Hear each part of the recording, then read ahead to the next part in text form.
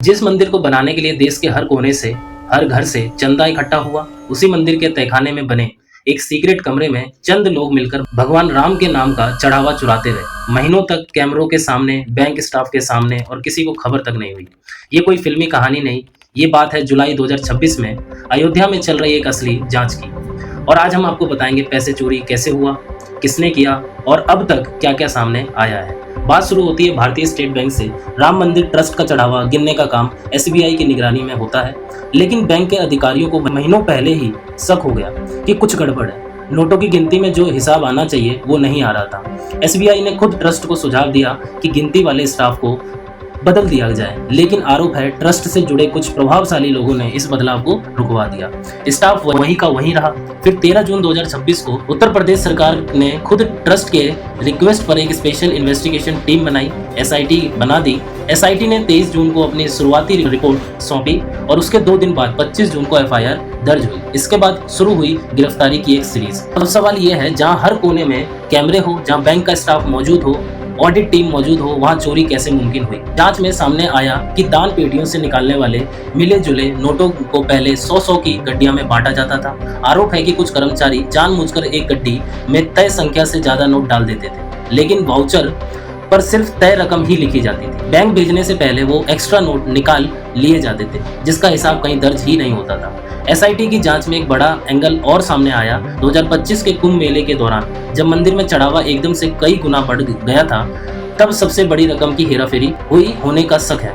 Police अब तक जो गिरफ्तारियां कर चुकी है उसमें अविनाश शुक्ला, अनुकल्प मिश्रा, लवकुश मिश्रा, मनीष कुमार यादव, करुणेश पांडे, रामाशंकर मिश्रा, सुभाष श्रीवास्तव और रामाशंकर यादव, कुल 8 लोग। अब तक की जांच में पुलिस ने आरोपियों के घर से लगभग 80 लाख रुपए नगद बरामद किए। इसमें भारतीय करेंसी के साथ साथ करीब 1121 अमेरिकी डॉलर भी शामिल है। साथ ही सोना चांदी के गहने भी मिले हैं। अकेले अविनाश शुक्ला के घर से 20 लाख से ज्यादा नगद मिला।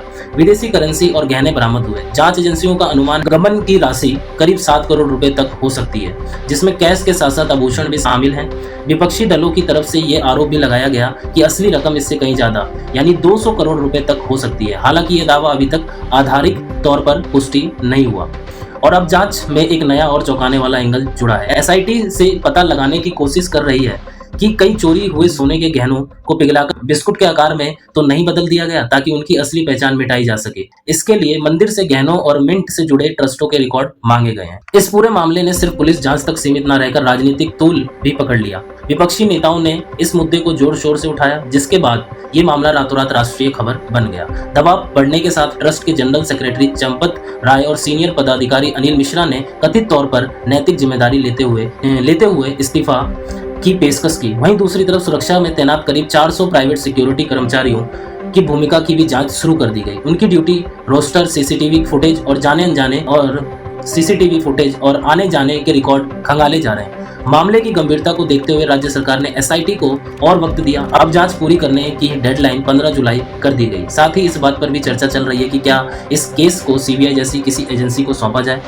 जैसे पैसा किसी बूढ़े किसान ने अपने फसल का हिस्सा देकर चढ़ाया, जो पैसा किसी माँ ने घर का खर्च बचाकर जोड़ा, जो सिक्का किसी मजदूर ने अपनी एक छोटी सी खुशी भावना तक पहुंचाने के लिए डाला, उसी भरोसे पर अगर सवाल उठ जाए तो ये सिर्फ एक जांच नहीं बल्कि करोड़ों श्रद्धालुओं की आस्था का मामला बन जाता है।